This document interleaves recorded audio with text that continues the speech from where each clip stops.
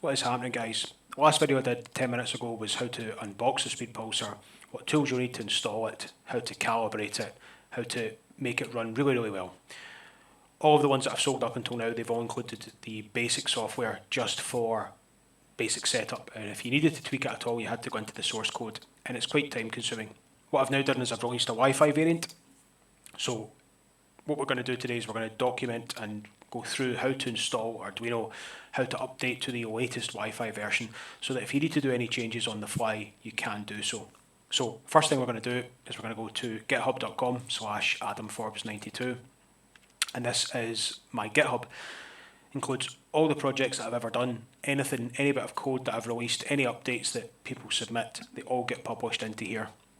So what we are interested today, if we go to repositories, is we're interested in updating the SpeedPulser, and we will also, because this is the first time we've done this, we will need all the libraries that I use. Every so often I'll just update these so that no one will have any issues trying to source libraries, so that it all marries up. So we'll open up SpeedPulser and we'll open up the Arduino libraries. They can be downloaded separately, but just for completeness, I chuck them in here. It is a reasonably big file, but not to worry. We'll go to code and we'll go to download. And then we go back to repositories, we're into SpeedPulser. It gives you a little bit of documentation, how to set it up, how to make it all work. Same process, click code, click download. And while they're downloading in the background, I'm going to download Arduino IDE. This will help us, or this will let us program the Arduino, the SpeedPulser itself. Depending on what you're using, if you're using Mac, Windows, whatever, choose the appropriate one. I'm running Windows, so I'm just going to download that.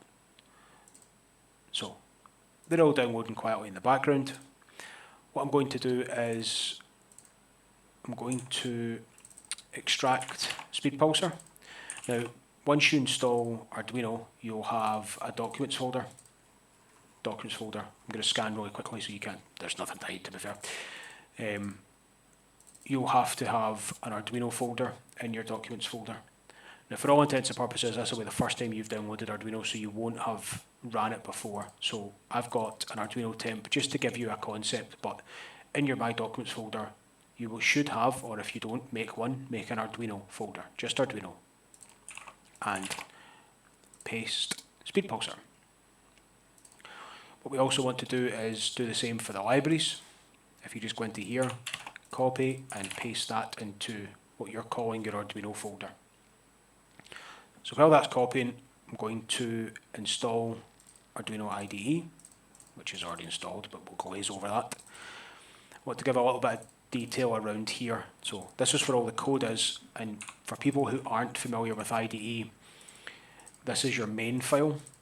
That's your main file with your init, and then everything after that underscore is the files that I want that main file to include. Now, Arduino IDE is a little bit painful because although we are in this folder, you would think, oh, just include all these files. It wants to see this folder, also called this. So if I open this up for the first time and I don't rename the folder, I will get an error. Give that a little bit, give that just a second. There we go. So it needs to be inside a folder called that. So you can hit continue and it will reopen. Now what it has done in the background, once that eventually loads, come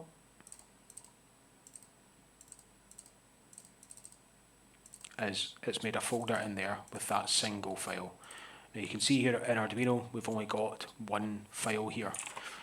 If you try and compile this just now, you'll get an error because it's not included or it's not brought these files across, so you need to bring them across. What I could have alternatively done is just rename this to this. Now, again, Arduino, it's quite painful because it looks for the exact spelling. If you don't capitalize them, you'll also get an error. So now we've got a single folder with your main file in here and the remaining files that we want to include. And you can see now when I go back to Arduino, it's included all these files, which is great. So that this will compile onto an ESP, we need to tell Arduino that we are going to be using ESP boards. So if you go to File and you go to Preferences, you'll get this pop up here. Now you need to tell it to look for ESPs. So these are the entries for ESPs that you need to put in. If you do any Haldex work, or if you decide to try and use the Haldex controller, you'll also need TNCs. So I'll give a link to these in the description below, but if you copy and paste this into your additional boards manager, like that, and once you've done that, the Arduino IDE will then know to look for additional boards. You can then install those boards. So the next stage is to click on Boards Manager, which is this button here, and type ESP32. Now we're not interested in Arduino Nano ESP32, it's the Expressive Systems one that we're looking for. Now, when you go to install it, it will install, or likely install 3.2.1. That's the most current version as I'm speaking today. Now what happened when they changed from 2 into 3 is they changed the LED PWM library. Ultimately, that I'm using the PWM library, particularly in the SpeedPulser, to be able to drive the frequency. If you were to use this latest one, the content of the library changed slightly, and because I've had so many of these going out the door, I've not had a chance to update my library to suit. So with that, you don't want to use 3.2.1, you need to use 2.0.1.7, and that uses the old version, or the older version of LED PWM. Every time you launch Arduino, it'll ask if you want to update. Just tell it no until I get a chance to go and change all these. So once we've installed ESPs, we're actually good to go. If you want to do, I'll just put it in here just because we might, but if, not library. If you want to do any Haldex work, you can also just type in TNC and you can just install that while you're in there. And that's us good to go. The next stage for us is to, I've got my little SpeedPulser here. I'm going to plug it in. You'll also need a USB-C cable. And there's a little bit of knack to this. The dev kits that I use on the larger boards, they don't need to be reset, they don't need to be put into programming mode because they've got built-in chips that do it for them. The C3s that I'm using, they don't always program themselves. In an ideal world they would, and this next stage would be very straightforward, but there's a little bit of a knack to it. So on the board here, if you see, there are 2 push buttons. One on the, what I'm calling the right hand side, so closest to the edge here, so one on the right and the one on the left. Now the sequence to this, what I tend to use is I use 2 hands, and I'll press the right hand one with my nail. It's really hard to show, but with my nail, and while I'm holding that, I'll then press the left hand one, and then I'll release the right, then I release the left. And what that does is it puts it into programming mode so that you can then upload the code. So I'm going to do that just now. Takes a little bit of practice, so press the right hand one, still holding the right hand one, press and hold.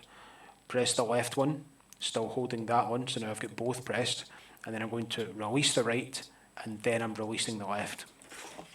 And what that's done is it's put the board into programming mode, and what should happen is it should now show up when you go to Tools, Port, and you choose your COM port. Now, that is not the correct board.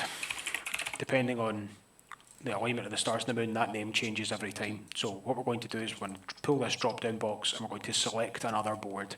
The port's still the same, but what we're interested in is a low-end C3 Mini, which is Arduino's being awkward again. There we go. So when it's plugged in and when it's recognised, this will come up in bold. So if I was to unplug this just now, it goes unbold. Plug it back in, and that's it there. There we go, it's went bold. So what I'm going to do is I'm going to come out the temp folder just because I want to use my own code. It's exactly the same, but I don't like funny names. And what I don't want to do is I don't want to try and compile it, and then it doesn't work, and it's just because it's in a funny name. So you will have your documents folder, you'll have Arduino, and you'll have the latest SpeedPulser. The one that's on GitHub just now is the Wi-Fi variant. At the time when I was still testing it, I differentiated the two of them. That's why that's got a different file name. So open this up, and it's already went bold because it's already there, and I can just hit this plus button. Now what will happen just now is this will go and it will start compiling all the libraries that it needs, and it will compile the code, and it should upload, and it should be as straightforward as that. So just give that a little bit of time just to run through. And once this, depending on the speed of your computer, this will maybe take longer or it'll maybe take shorter. I've also just realised that these cat ears are in. They're actually, these are not mine, these are Morgan's, but it's all I've got. So running with it. The cat's next to me as well. I wish you would come up. You want to come up? No, not interested. So that's now compiled, that's uploading. And that's it. That's now on the latest version. We don't need to do anything else. What I'll do is I'll end it here. So now you know how to update it. I'll give a really quick, in the description below, I'll give a really quick, here's the main pieces that you'll need to go on. Here's the links to the main parts, and you should be good to go. If you've got any issues, let me know.